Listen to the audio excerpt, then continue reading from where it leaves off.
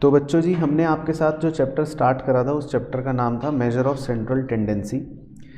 Central tendency के बारे में आपको ये बताया था कि जब बहुत सारी ऑब्जर्वेशंस होती हैं, उन बहुत सारी ऑब्जर्वेशंस की एक सिंगल रिप्रेजेंटेटिव वैल्यू को कैलकुलेट करते हैं हम, जिसे क्या बोलते हैं, एवरेज या सेंट्रल वैल्यू।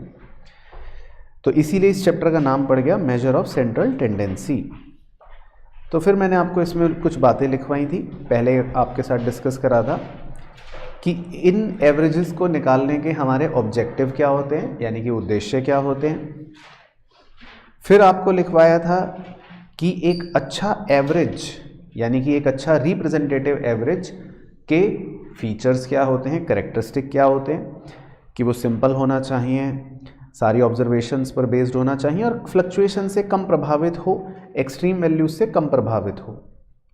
फिर आपको मेन चीज़ ये बताई थी कि मेजर करने के लिए वैसे 3 ऑर्डर्स होते हैं मेजरमेंट के, first order, second order, third order. First order आप इस चैप्टर में सीख रहे हो, सेकंड ऑर्डर होता है डिस्पर्जन, थर्ड ऑर्डर होता है स्क्यूनेस एंड कुर्टोसिस। वो सब चीज़ें आपको वैसे पढ़नी नहीं होती, तो हम इस चैप्टर पर आ गए थे।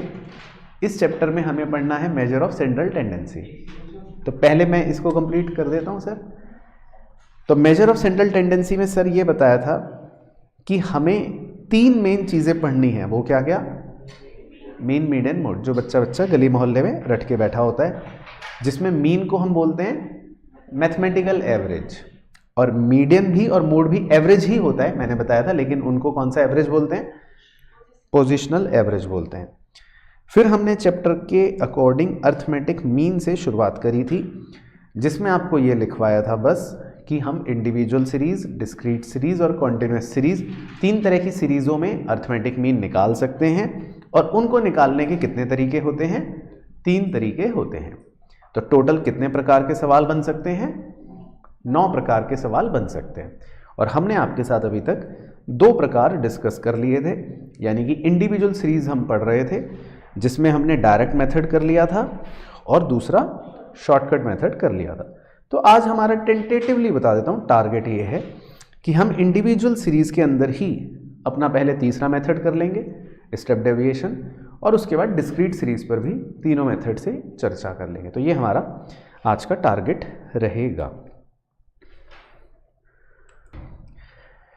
तो आज हम सबसे पहले इंडिविजुअल सीरीज के जो थर्ड मेथड है उससे शुरू करेंगे। तो बेसिकली आप एक एग्जाम्पल लिख लीजिए, और इस एग्जाम्पल में हम जो थर्ड मेथड है उस तरीके से सीखेंगे। तो 2 मेथड आपको सिखा दिए थे, याद है ना? डायरेक्ट मेथड हो गया था और शॉर्टकट मेथड हो गया था। तो मेथड 3 डालते हैं हेडिंग, और इंडिविजुअल सीरीज के इस आखिरी मेथड को भी सीख लेते हैं। मेथड 3 का नाम लिखो, heading step deviation method. Step deviation method. तो एक छोटा सा एग्जांपल लिखते हैं, फॉलोइंग आर द ऑब्जर्वेशंस, फिर डैश डाल के 1010, 1030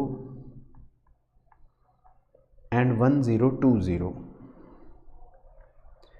फाइंड मीन। Find mean. चलो तो लिखो सॉल्यूशन। तो पहले मैं आपको फॉर्मूला लिखवाऊंगा पूरा, ठीक है, स्टेप डेविएशन मेथड का, और फिर हम वो फॉर्मूले का एप्लीकेशन इस एग्जांपल में देख लेंगे कि कैसे करना है। तो लिखो x bar is equal to, x bar का मतलब हो गया मीन, इज इक्वल टू, तो किसी बच्चे को है पता है स्टेप डेविएशन मेथड का formula? a plus sigma d upon n into c. C या कुछ लोग h भी कह देते हैं, उससे कोई फर्क नहीं पड़ता, पर ये है क्या चीज़ है वो इम्पॉर्टेंट है समझना। हेयर, तो लिख लो a का मतलब तो हो गया एज्यूम्ड मीन, यानी कि जो आपने मेथड 2 में देखा था वो।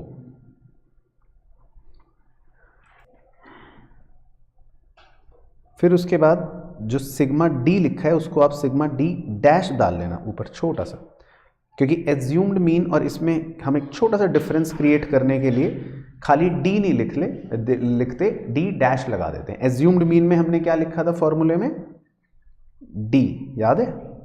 उस मेथड में फॉर्मूले में क्या लिखा था, सिग्मा डी। लेकिन इस मेथड में हम थोड़ा सा उसको डिस्टिंग्विश करने के लिए, अलग दिखाने के लिए लिख लेते हैं डी डैश। तो इसका मतलब लिख लो, sigma d dash is equal to, इसका मतलब होता है सम ऑफ डेविएशंस, जो हम अभी सीखेंगे थोड़ी देर में कि किसके सम की हम बात कर रहे हैं। एन का मतलब होता है नंबर ऑफ ऑब्जर्वेशंस, जितनी ऑब्जर्वेशंस होंगी वो, और सी का मतलब होता है क्या, सी का मतलब कॉमन फैक्टर, कॉमन फैक्टर, ठीक है ना। तो मैं आपको सिखाता हूँ स्टेप बाय स्टेप कैसे करना है आपको। तो एक पहले टैबुलर फॉर्मेट बनाना है, जिसमें सबसे पहला कॉलम होता है एक्स। एक्स का मतलब आपको मैंने बताया था, एक्स का मतलब क्या लिखते हैं इसमें हम, ऑब्जर्वेशंस। तो हमें 3 ऑब्जर्वेशंस दे रखी हैं बच्चों, देखो, एक दे रखी है 1010, एक दे रखी है 1030 और एक दे रखी है 1020। तो x का मतलब क्या होता है जी, ऑब्जर्वेशंस। x का मतलब ऑब्जर्वेशंस। फिर उसके बाद अगले कॉलम को हम बनाते हैं, अगले कॉलम का नाम होता है d। अब d का मतलब होता है, खाली d का मतलब होता है डेविएशन, खाली d का मतलब होता है डेविएशन। ये बिल्कुल सेम होता है जो हमने पुराने एज्यूम्ड मीन मेथड में भी सीखा था। इसका फॉर्मूला याद है किसी को, d का क्या था, x minus a, very good. तो x मतलब ऑब्जर्वेशन और a मतलब एज्यूम्ड मीन। अब आप इनमें से किसी भी फिगर को a मान सकते हो, एज्यूम्ड मीन मान सकते हो। तो किस फिगर को मान लें, 1030 को मान लेते हैं, चलो। तो 1030 को हम एज्यूम कर लेते हैं, यानी कि उसको हम a मान लेते हैं, एज्यूम्ड मीन। तो आइसक भाई बताइए, d का पहले वाले में आंसर क्या आएगा, x माइनस ए, 1010 माइनस 1030 माइनस 20, ओके। बाकी बच्चे भी लिख लो। फिर 1030 माइनस 1030 0, और फिर नेक्स्ट वाले में 1020 माइनस 1030 माइनस 10, ठीक है। तो पहले यहाँ तक क्लियर हो गया, यहाँ तक सबको सिंपल। अब इस स्टेप डेविएशन मेथड में हम क्या करते हैं, जो ये हमारे d की वैल्यूज आई, यानी कि ये जो डेविएशंस आए, हम ये देखते हैं कि कौन सा ऐसा फैक्टर हो सकता है जो इन सब में कॉमन हो, कौन सा ऐसा फैक्टर हो सकता है जो इन सब में कॉमन हो। तो जैसे वो फैक्टर है, मान लेते हैं 10, 2 भी हो सकता है, वैसे तो 5 भी हो सकता है, लेकिन हमको कोशिश करनी है बड़ा फैक्टर लेने की। तो हम कौन सा कॉमन फैक्टर ले सकते हैं इसमें, 10 का मतलब है कि सारी वैल्यूज 10 से डिविजिबल है। -20 को भी आप 10 से डिवाइड कर सकते हो, और -10 को भी आप 10 से डिवाइड कर सकते हो, और 0 को भी 10 से डिवाइड कर सकते हो। तो हम क्या करते हैं, हम कॉमन फैक्टर यानी कि c कितना मान लेते हैं इस सवाल में, 10 ले लेते हैं। तो let c is equal to 10, ये आप नीचे लिख लो। तो c का मतलब होता है कॉमन फैक्टर। अब सबसे इंपॉर्टेंट है आपके लिए ये देखना अगले स्टेप में कि d डैश किसे बोल रहे हैं हम, d डैश। खाली d तो समझ गए थे डेविएशन, लेकिन d डैश का क्या मतलब होता है, d डैश का मतलब होता है d डिवाइडेड बाय c, बिल्कुल सही। d डैश का मतलब है d डिवाइडेड बाय c। तो आपका जो d वाला कॉलम है उसको c से डिवाइड कर दो, यानी कि उसको 10 से डिवाइड कर दो। तो अब बताओ कितनी वैल्यूज आएंगी, -2, 0/10 तो 0, और -10/10 ठीक है, तो सब बच्चों को क्लियर हो गया डी डैश। ठीक है, बस फिर आप इस डी डैश का टोटल कर लो। तो इस टोटल को हम बोलते हैं सिग्मा डी डैश। तो ये टोटल कितना आ जाएगा, -3।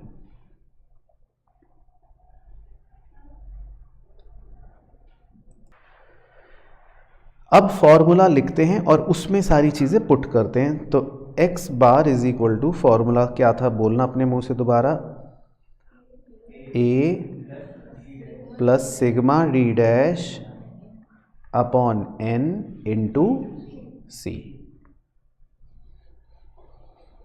तो a मतलब हो गया आपका एज्यूम्ड मीन, वो हमने कितना ले रखा है 1030, प्लस सिग्मा डी डैश -3, तो इसको माइनस कर सकते हैं, -3 डिवाइडेड बाय n, n मतलब कितनी ऑब्जर्वेशंस हैं 3, इंटू 10, क्योंकि c हमने 10 ले ही रखा है।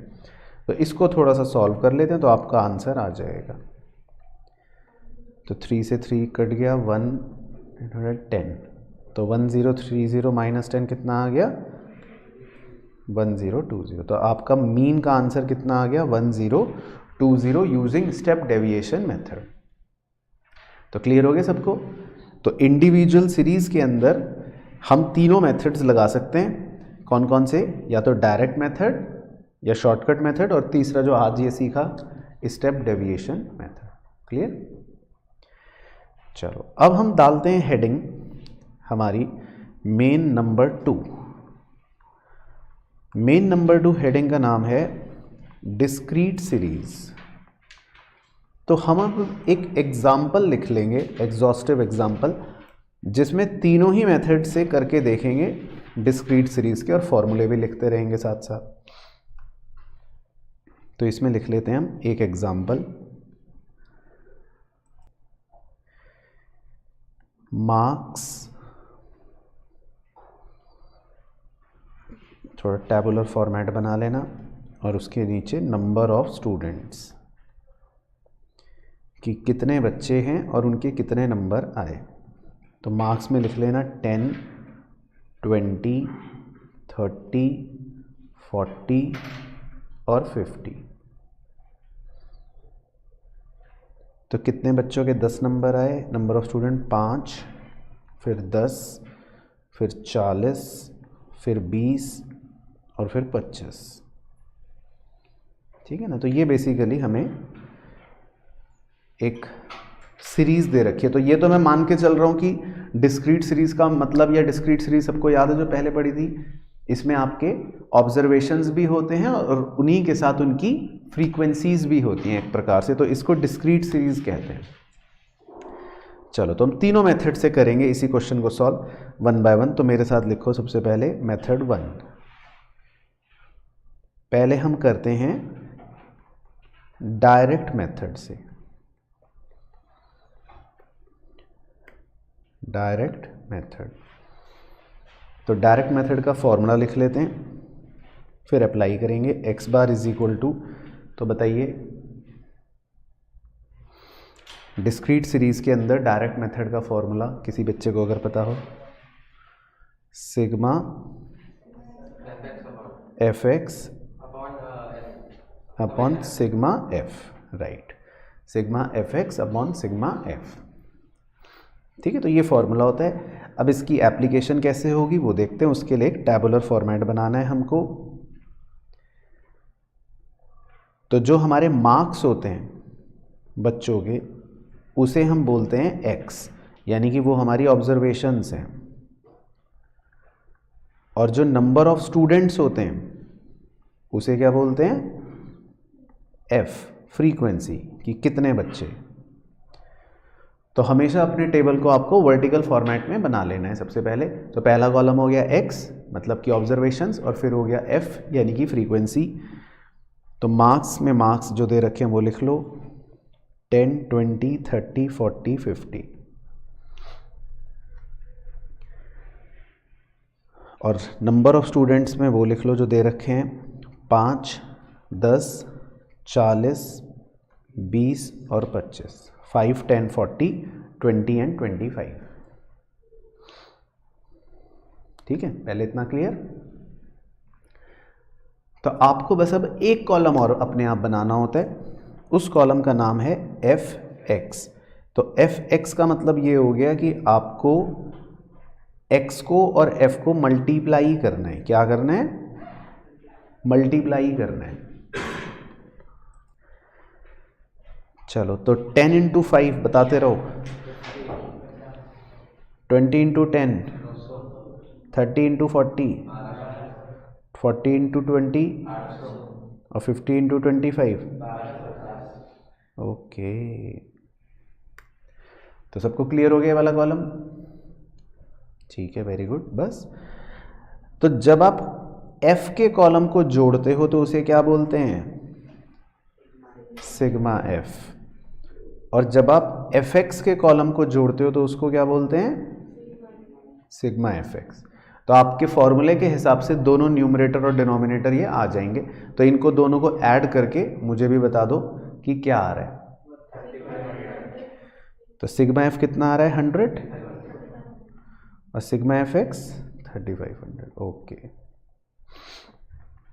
तो क्लियर है सब बच्चों को? चलो तो बस अब आपका अगले स्टेप में मीन आ जाएगा आंसर।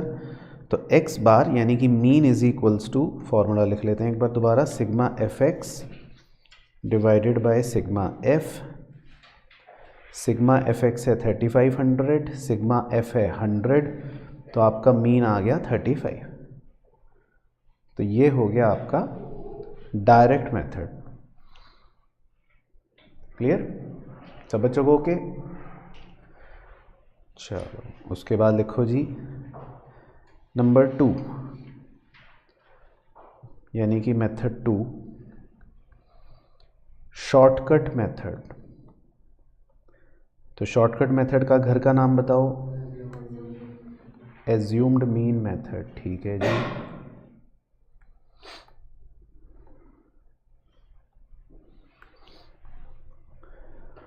तो पहले फॉर्मूला लिख लेते हैं फिर करते हैं। तो x bar is equals to a plus sigma F D divided by sigma F. तो इसका फॉर्मूला है x bar is equal to a plus sigma F D divided by sigma F. तो कैसे करना है अप्लाई, वो आपको करके दिखा देता हूँ। तो पहले आप वही कॉलम बनाओ, मार्क्स। मार्क्स को क्या बोलते हैं? x। और दूसरा कॉलम नंबर ऑफ स्टूडेंट्स, उसको क्या बोलते हैं? Frequency f। तो पहले ये दोनों बना लो। तो मार्क्स में वही लिख लो जो दे रखे हैं, 10, 20, 30, 40, 50। और नंबर ऑफ स्टूडेंट में 5, 10, 40, 20, 25। तो सबसे पहले ये लिख लो।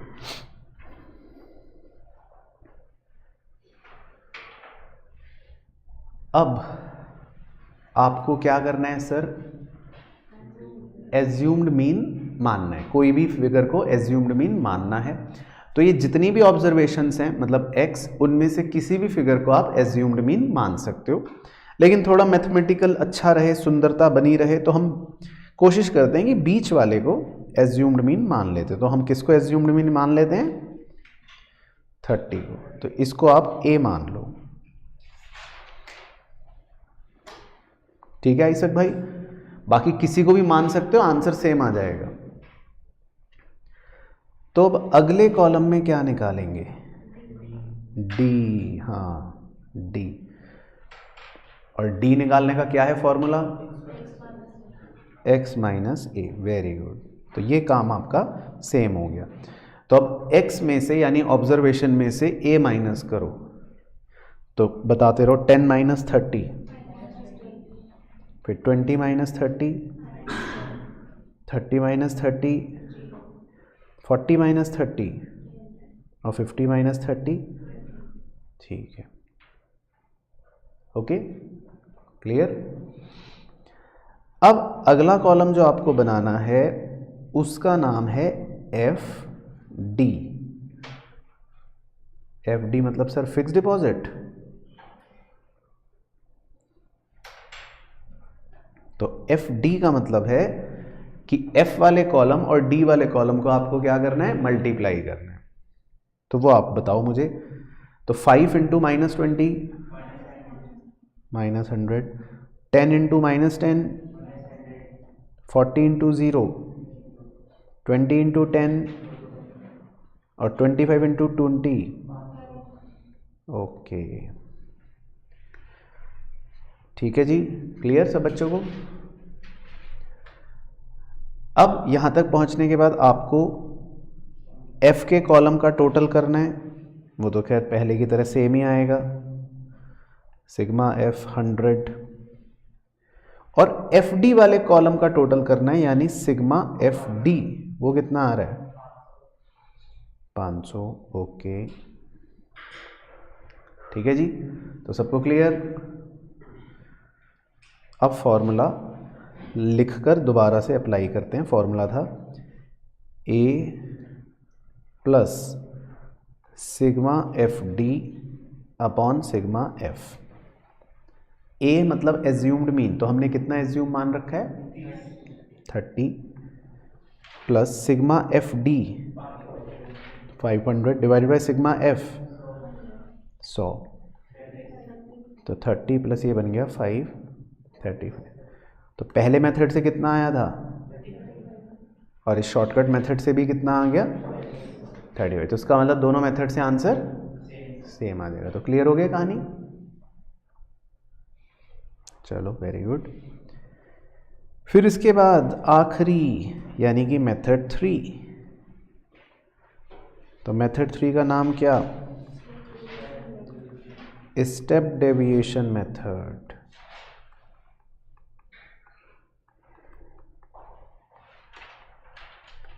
तो इसका भी फॉर्मूला लिख लेते हैं पहले और एप्लीकेशन देख लेंगे, बस फिर ख़त्म हो जाएगा कॉन्सेप्ट डिस्क्रीट सीरीज का। तो पहले फॉर्मूला लिख लेते हैं, X bar is equals to A plus sigma F D dash. Distinguish करने के लिए डैश लगा लेते हैं डी पर। तो a plus sigma F D dash divided by sigma f into सी।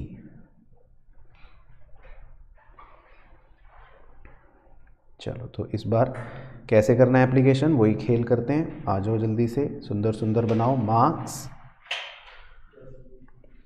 उसके बाद नंबर ऑफ स्टूडेंट्स यानी कि एफ। तो मार्क्स आपको दे रखे हैं 10, 20, 30, 40, 50 और नंबर ऑफ स्टूडेंट दे रखे हैं 5, 10, 40, 20, 25।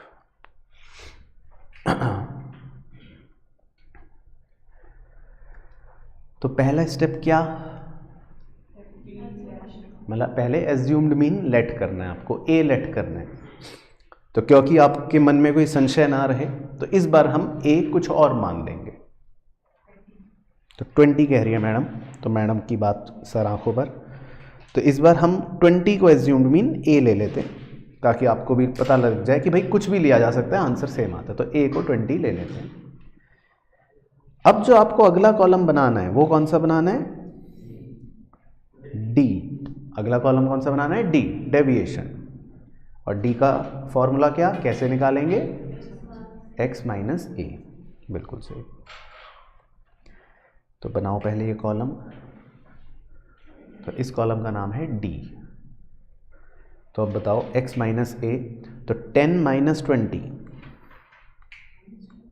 माइनस 2, 20 माइनस 20, 10 माइनस 20 तो माइनस 10, माइनस 10। और 20 माइनस 20 0, 30 माइनस 20, 40 माइनस 20 और 50 माइनस 20 30। ओके, तो ये तो बन गया आपका डी। पहले यहां तक क्लियर। अब मैंने आपको क्या बताया था पुराने में भी, अभी थोड़ी देर पहले, डी डैश को निकालने के लिए हमें क्या करना पड़ता है, सी, मतलब कोई एक ऐसा कॉमन फैक्टर ढूंढना है जिनसे ये सारे डी डिवाइड हो सके। तो आप 2 भी मान सकते हो, 5 भी मान सकते हो, लेकिन बेटर क्या है, क्या मान लें, 10, क्योंकि 10 एक और बड़ा ऐसा नंबर हो गया जिससे सारे डिवाइड हो जाएंगे। तो हम क्या करते हैं, हम सी कॉमन फैक्टर को क्या लेट कर लेते हैं, 10, है ना। तो 10 सबसे बड़ा ऐसा कॉमन फैक्टर है जिससे सारे डी डिवाइड हो सकते हैं इजीली। ठीक है स्वेतलाना दीदी, समझ आ गया ना 10 क्यों लेना है। 5 भी ले सकते हो, गलत नहीं है, 2 भी ले सकते हो। ऐसे तो आइसक भाई कह देंगे सर 1 ले लो, फिर 1 से सारे नंबर डिवाइड हो जाएंगे, लेकिन हमें कौन सा लेना है, सबसे बड़ा, हाईएस्ट, थोड़ा उससे हाईएस्ट कॉमन फैक्टर लेना है, राइट। तो अब डी डैश का फॉर्मूला बताओ, डी बाय सी, तो डी डिवाइडेड बाय सी। तो अब डी को सी से डिवाइड करिए, तो -10 upon 10, -1, 0 upon 10, 10 upon 10, 1, 20 upon 10, 2, 30 upon 10, 3। तो सबको क्लियर हो गया, डी डैश समझ आया। फिर आपको लास्ट कॉलम जो बनाना पड़ेगा जिससे हमारा आंसर आने की अब बिल्कुल आखिरी पड़ाव भी हो जाए, आखिरी कॉलम का नाम है एफ डी डैश। तो एफ डी डैश का मतलब हो गया कि आपको कौन से 2 कॉलम मल्टीप्लाई करने हैं, एफ वाला और डी डैश वाला, उन्हें मल्टीप्लाई करिए। तो 5 - 1 कितना हो गया, मतलब -5, 10 इंटू 0, 0, 40 इंटू 1, 20 इंटू 2 और 25 इंटू 3, तो कितना हो गया, 25 इंटू 3, 75। तो अब सिग्मा एफ मैं बताऊंगा टोटल करके, और सिग्मा एफ डी डैश आप बताओगे टोटल करके। ओके, तो सिग्मा एफ डी डैश बच्चे कह रहे हैं 150 और सिग्मा एफ मेरा आ रहा है 100। तो क्लियर है भाई सबको टेबल, किसी को दिक्कत परेशानी तो नहीं। चलो, तो अब फॉर्मूला लिखकर दोबारा से वैल्यूज पुट करते हैं। फॉर्मूला है x bar is equal to a plus sigma F D dash upon sigma f into सी।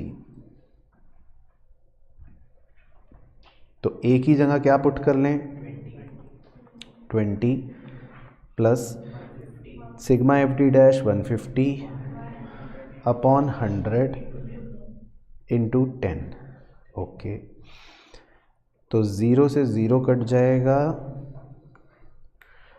और इससे ये 0 कट जाएगा, तो 20 प्लस 15 कितना आ गया, 35। तो इसका मतलब आपका तीनों ही मेथड से मीन का आंसर कितना आ गया, सेम आ गया, 35। तो समझ आया सब बच्चों को, बिल्कुल क्लियर, कोई दिक्कत परेशानी तो नहीं। चलो, तो परफेक्ट, बस।